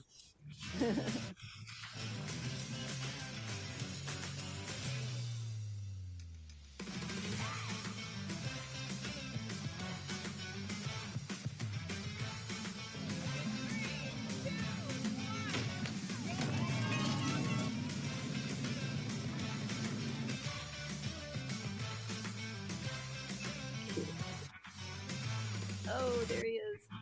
Timmy.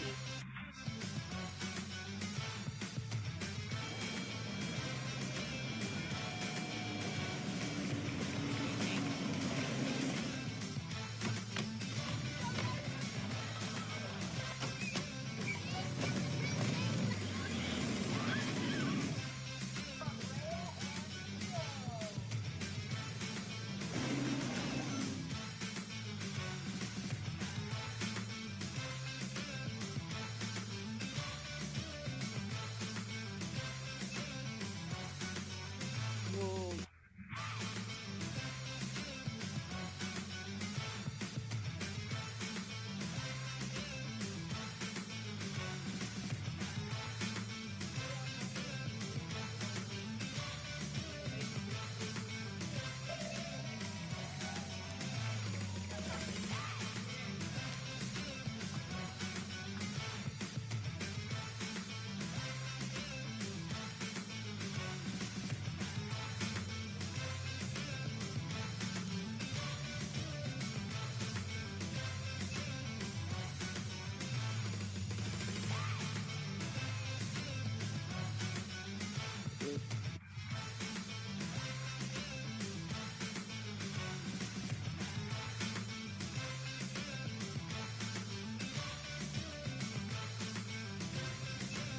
Yo.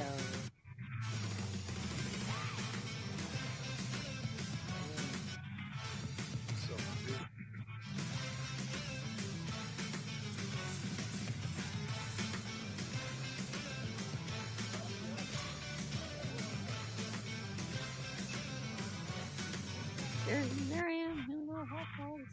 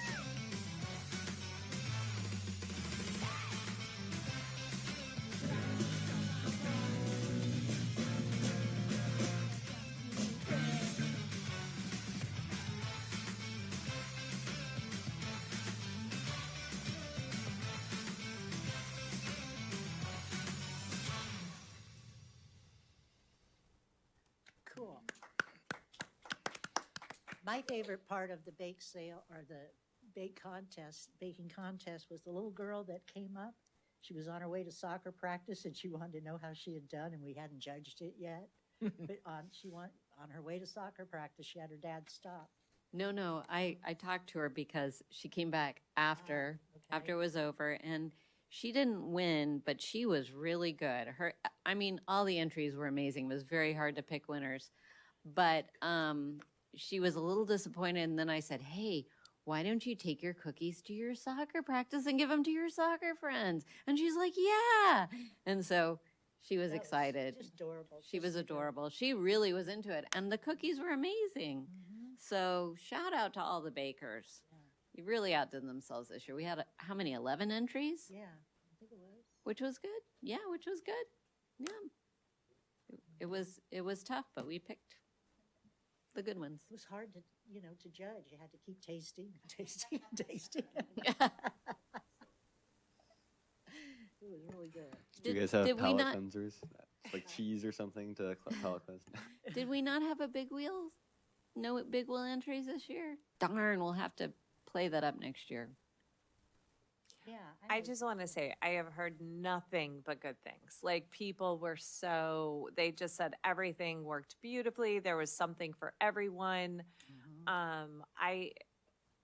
I was very sad to miss it, but it was so lovely to see the video recap. But I just want to thank everyone involved for putting on this amazing event. And the weather was fabulous. Wasn't it? Oh, perfect. I wanted to give a special shout out to the grandstand and all of the hard work that Tom put into editing and directing and making sure the camera went right like all day.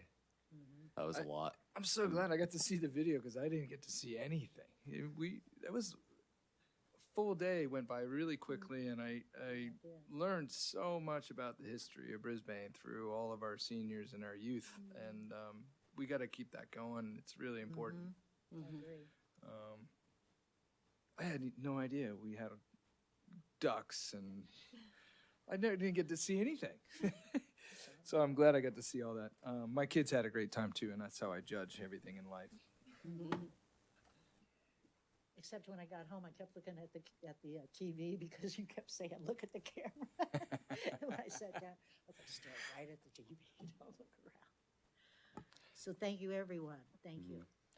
Thank you. New business, it says NA, which means we don't have it. Byron, did you want to say something? Yeah, I also wanted to, probably just because I'm coming to this day in the park as the first year as on the commission, so I'm like actively going there looking for sort of like, okay, what do I think, obviously it went great overall, but I'm going there looking specifically for things I'm like, okay, maybe this could go differently. So some of the notes that I had made was, I know funding and profit and stuff is always a big thing, and sponsors, but having less corporate booths and more maybe a farmer's market booth, inviting local businesses, Etsy craft shop type places, county fair rather than farmers insurance, obviously I'm sure there's a corporate sponsor and some other stuff going on there, but that was just initial, even if we obviously we want to keep the corporate sponsors, but But how do we, incorporating some of that stuff. yeah, I think we need to figure out how to attract more artisans and more vendors, local vendors. We'll have to think, maybe we could, create a vendor village or something and give them a break on a booth Yeah. for their first year or something like that, just to get people to try it. Yeah, the paid booth model is obviously a great thing, but also having some booths that are what if it's a scholarship program or something to get sort of we're paying some attractions to come.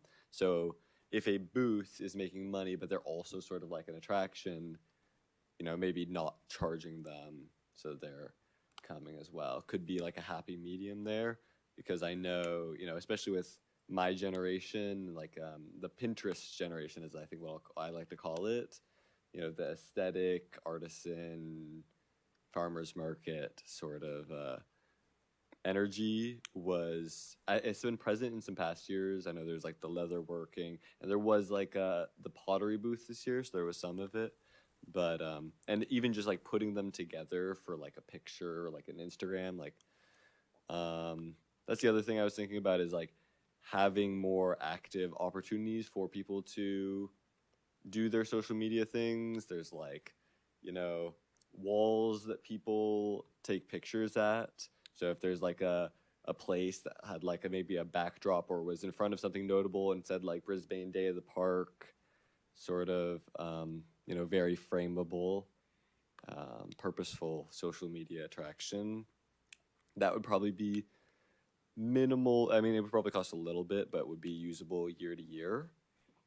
And then the last thing I was thinking about was also on that same note on the games. I understand like wanting to keep things safe and for kids, but just looking at it is just all inflated. Just inflatable axe throwing, inflatable bouncy house, inflatable something. Even just one or two like non-inflatable sort of games, just to break up the scenery of, okay, this is just a wall of bouncy castle area. You know, the inflatables are great for young people and keeping them safe. I'm not like trying to take away that all, but just breaking up the monotony and incorporating some stuff for some other groups at the same time. Those are sort of the three things that I brought away that are hopefully going to be helpful in some way to have that extra perspective. But not to criticize all of the amazing things that did go. The petting zoo was amazing. The derby was amazing. The grandstand was amazing. The band was an amazing choice. Fun But choice. you know, just going out there specifically to find like a couple. I have to say, I got up early to get set up, and these guys work hard. And it was orchestrated like a film crew. I mean, it was incredible. To be behind the scenes with them, I was like, can I get some help? You know, great job. It really is amazing.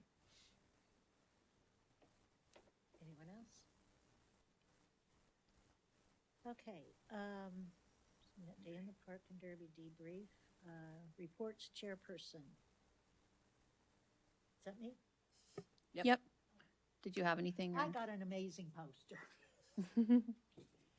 from the nursery, Mission Bay Nursery it's called. And Renee and I are going to be trying to incorporate some of these plants down here to attract the butterflies on top. I'm also having it framed to hang in my living room because I love it so much. And I talked to Mission Bay, and they've said that they will work with me and Renee and Paul, who's Gal, for native plants at our little strip that we kind of took over. And then onward to the Bicentennial Walkway. They're going to work with me on that to get something going there. But that post, what I liked about this year, the vendors, and I noticed the insurance too, but hey, I'm into anybody who wants to do what you want to do it. I got to talk to people that, like OSEC, I watched their meetings. I know Michelle, I don't know the rest of the people, but there was a woman there that we ended up talking. And that was neat to meet people that do the same thing we do, you know, and their meetings are long. And it was fun to do that. And then to actually talk to people at Mission Bay Nursery and how much they want to help. You know, and she goes, you know, some people ask us and some people don't. So I ended up getting a poster. And I really enjoyed it. And then the other one, not rideshare, Brisbane Helping Hands. I didn't realize how much they do, so I signed up with them. You know, and I got to meet Tony Accardi, something like that, Press. He's great. What a nice man. I've always seen him around, heard about him, bought his book, but didn't know him. So we ended up forming a friendship. I mean, when I left there, I felt like we are going to be friends. But I love this poster, and I realized how much other people do things and you don't even realize it. You know, I mean, you watch a meeting or you hear about it or you see something on Facebook, to actually talk to the people is what I really liked about it. You know, so that's what I have to say about that.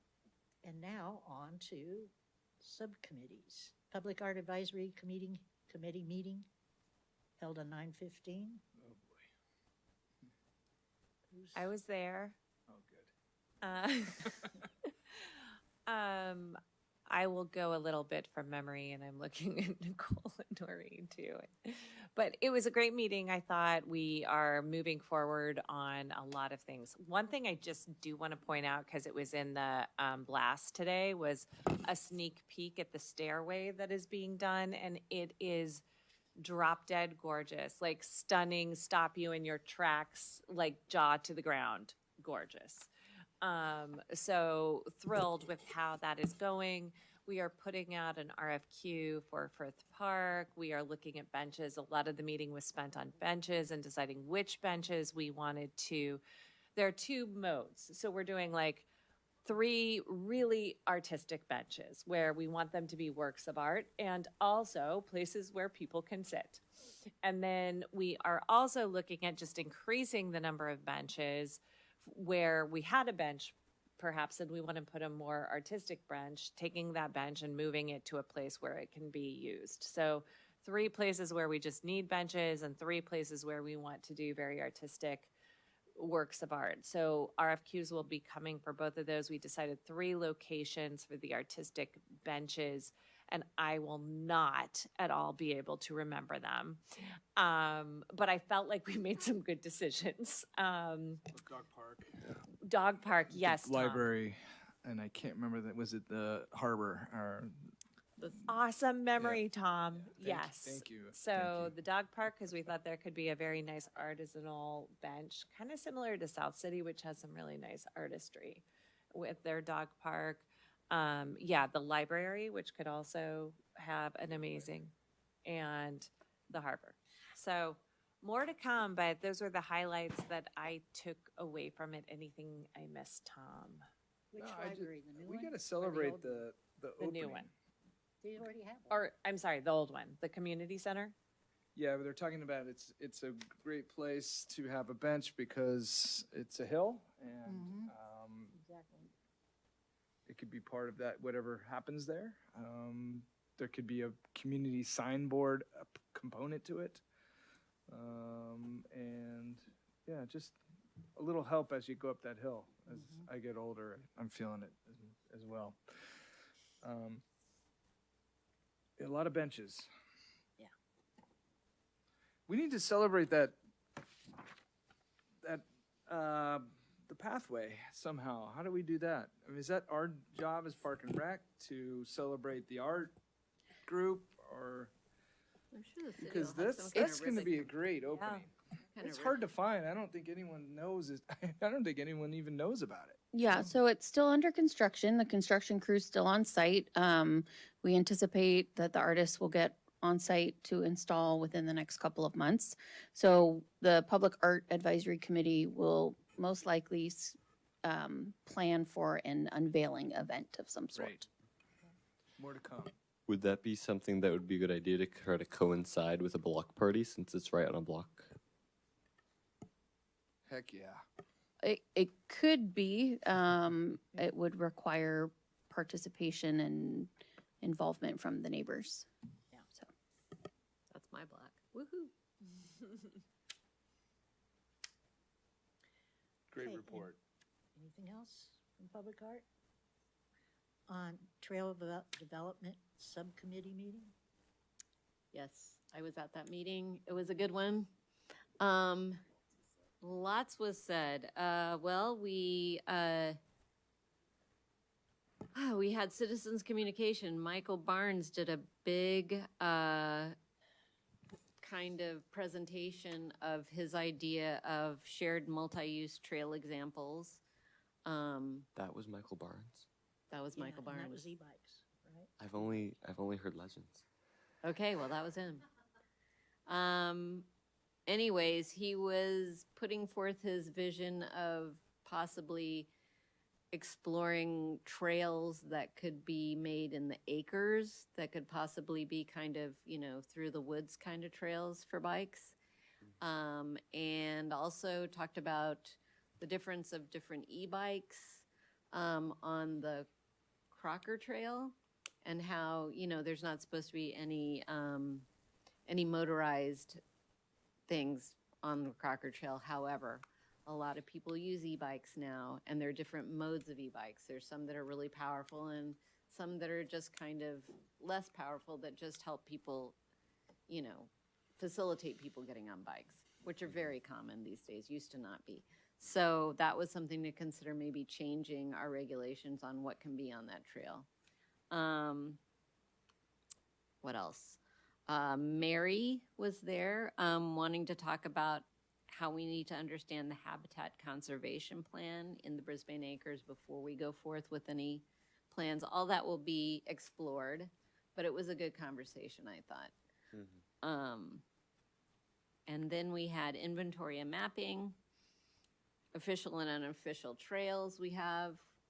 How do we possibly come up with some interactive map? Maybe it's online that people can access if they want to explore some of the trails on the mountain, that right now we have no access, formal access to. Public versus private property overlay, and then tree inventory. Did we talk about a tree inventory? Yep, we sure did. We did? Mhm. Okay, what was Just the, a few minutes of it, but just a few minutes? yeah. But to try and identify some of the trees, which, that's why I said I thought Paul Pascal should have been there, because he knows all the trees. I mean, he can stand there and tell you, this is this, this is this, this is that. The trees on the mountain and the Trees trails? on the mountain, because he leads hikes up there. Right. Okay, that's interesting. I'm reading these notes, they're kind of cryptic. Partners, there's lots of partners on our trails. We have OSEC, San Mateo County Parks, South San Francisco, Colma, U.S. Fish and Wildlife, public trails, quarry trails, blah, blah, blah, blah. Anyways, lots of different moving parts on our trails. We talked about volunteerism and opportunities. What opportunities can people do to make our trails better? Are there volunteer opportunities? We talked about there are. Ambassador roles and guidance, identify process and have an approval procedure, and tie into habitat restoration events, possibly. Friends of the Trail groups, maybe forming something like that. And you talked about Paul Buscal being an example of doing frog habitat restoration, how, habitat restoration along our trails could be a good thing to do. Additional, it said that, we were talking a lot about how we could get the maps to the unofficial trails. And Michael Barnes says he's been walking the trails with an app that tracks him, that what was it? It was I don't know what it was. Something cryptic from 2016. Okay. Oh, Yeah. yeah. Yeah. There's also, I mentioned that I've used Strava, which will also, you can just turn on and then, anyways, so we were talking about having a bunch of people in town do their walks, map their trails, and somehow get it to our city to plug into a master trail map.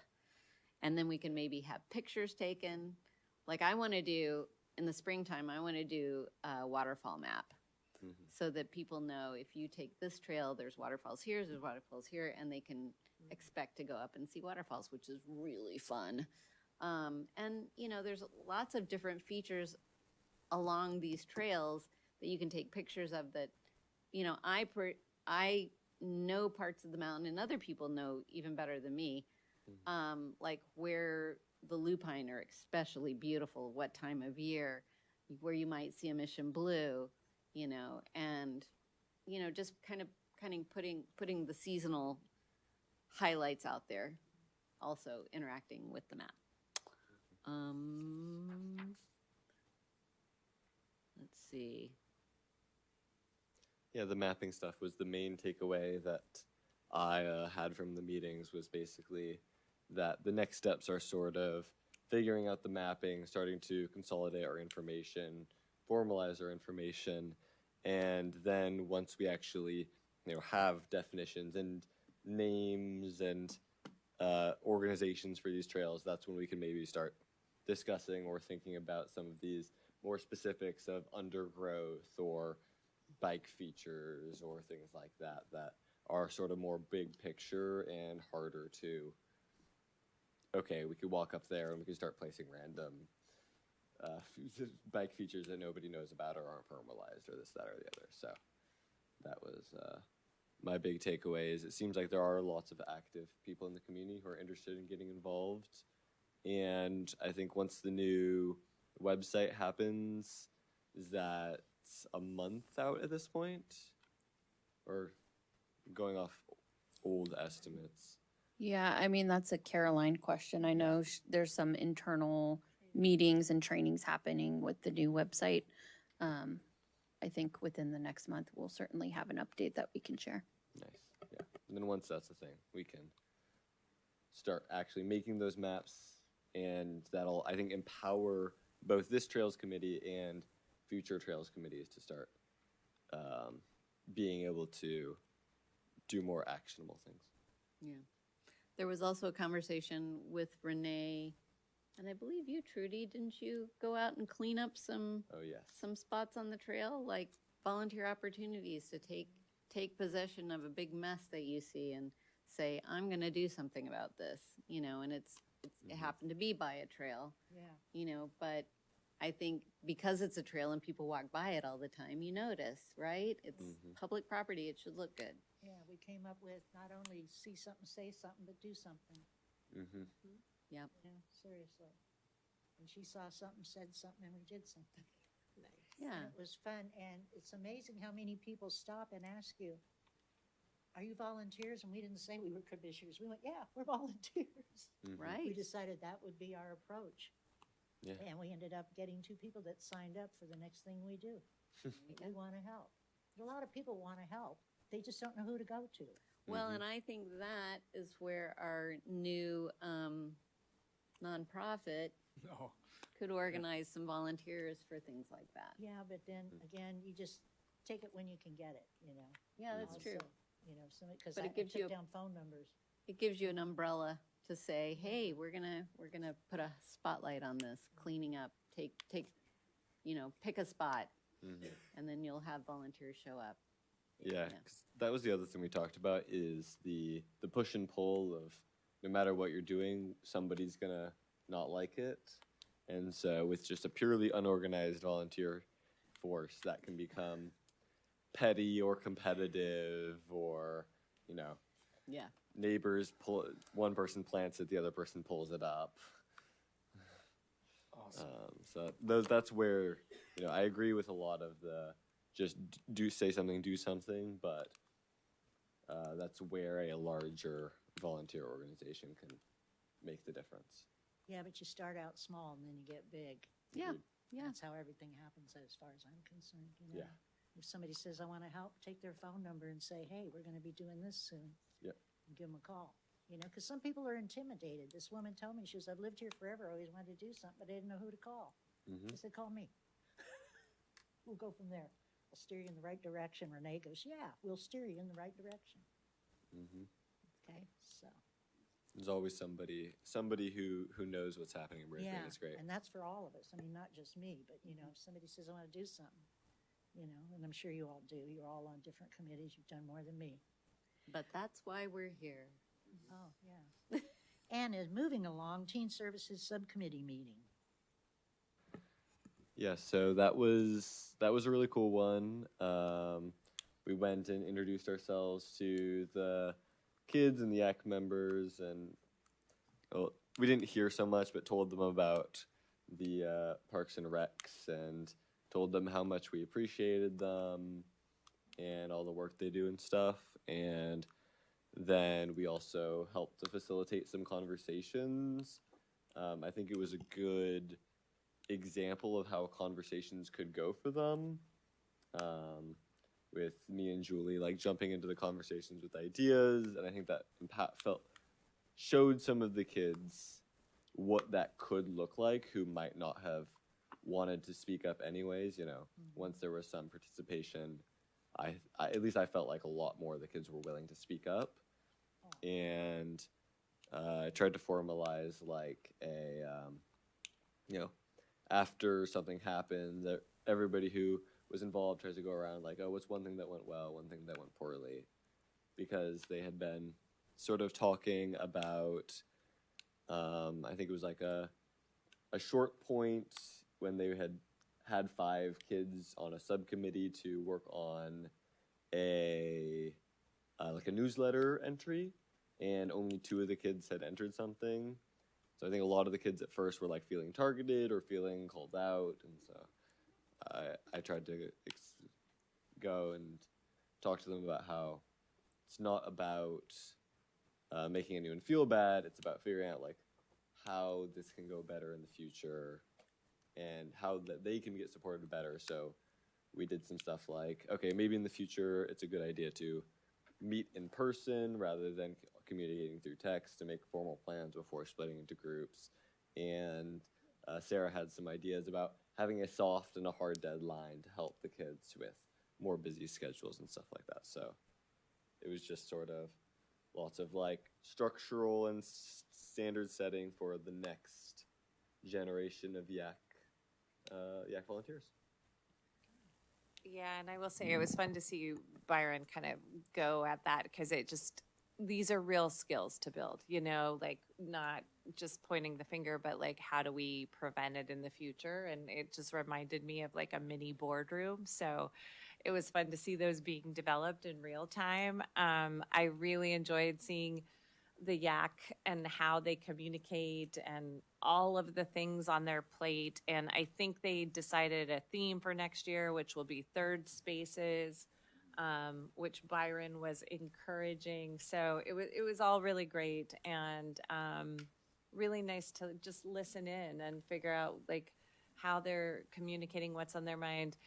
Awesome to see Nicole and Sarah, like, you know, leading that team and definitely going above and beyond to make sure they're having a really good experience. Setting subcommittee meetings. So the next public art meeting is already set for October 20th. And staff would recommend also setting a meeting for the Festival of Lights Subcommittee and the Rec Programs Subcommittee. So And we can. If I may, for the Festival of Lights, JoJo and Aaron have kind of some specific schedules coming up in the next few weeks. And so we will be meeting with them initially. And then we hope to have a subcommittee meeting on November 12th. And I wanted to see if that date worked for our Festival of Lights subcommittee. So we can have Jovi send that out, or we could just confirm. But anytime after 5 on that 12th. Who's on that committee? That's I'm no longer on that committee. I am. I'm So on. That's it's Renee. Renee, Trudy, and Natalie. Mhm.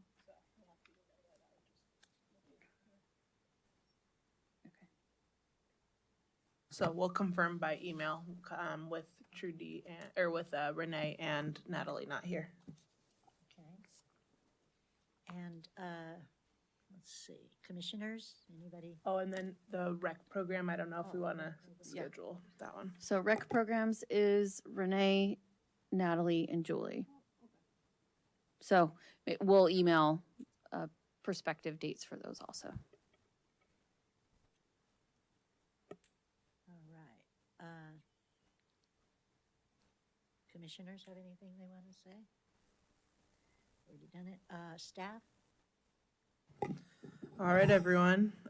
So upcoming programs, our Life Unlocked, the Life Skills series is scheduled for October 23rd. We have some enrollment in that programming, and we're hoping to get a few more to secure the date. And so that's an intro to auto maintenance, intro to household budget and household issues. That's free for residents 16 to 24. If there's anyone outside of that age range, younger, they can just reach out, and hopefully we can get you signed up for that. And then any non-residents, it is $25, but a really wonderful opportunity, and we look forward to seeing that get off the ground. A lifeguard certification class, what Sarah was talking about, and how we need always need more lifeguards, November 6th to the 9th here at our community pool. You may have seen promoted at Day in the Park and also through the Blast, but it's the first time that we are offering an ugly holiday sweater design contest. Initially, that design period had ended, but we are extending that another week or so. We can't do it too much longer, just because we need to get voting and the next steps going, but we are accepting through next week. We have already received 4 submissions, which is wonderful, but would love more. So we hope to see more artists submitting their submissions, and that the link is on our Festival of Lights page with all of the holiday sweater details and a template. So we hope you submit. Other upcoming events to look out for, if you go to City Hall in the conference room, it also doubles as an art display showcase room. Eric Beatty, who is also a part of the Artist Evening of Sharing, has his photography up, and we'll be doing a showcase on October 16th, 3 p.m. to 4:30 p.m. So we welcome the community to come by and get to chat with him. As Sarah mentioned, the Dive-In movie, which is the Ghostbusters, the original version, on October 18th. And of course, we have to wait for it to be closer to sunset to be able to show. So we hope to see folks there. And there is an entry fee. It's just the standard pool entry fee for that. There's a Halloween teen dance, October 24th at Mission Blue. Parents' Night Out, which is a Halloween theme, on October 25th. A Halloween for our dog lovers, October 30th at Community Park.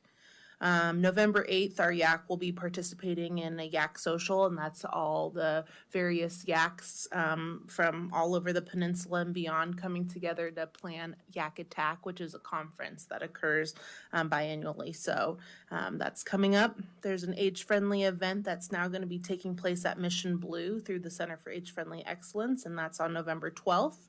And then Thanksgiving Week Camp registration is open, and that's the week of Thanksgiving. For the Life Unlocked series, have we advertised that or shown that to our lifeguards and leaders in training? Cool. I figured that you guys probably thought of that, but wanted to check. Always open to more ideas, but I really feel like we have done our due diligence in getting that out there, so we're hopeful that we'll get a few more to secure. Anything else? Okay. Written communications? We do not have any. Okay. Then at this point, I believe we are done for the evening, ladies and gentlemen. And the next regularly scheduled meeting will be November 12th, 2025, and at 8:45 p.m. on October 8th, 2025. This meeting is adjourned. Well done, Wow. Trudy. Okay.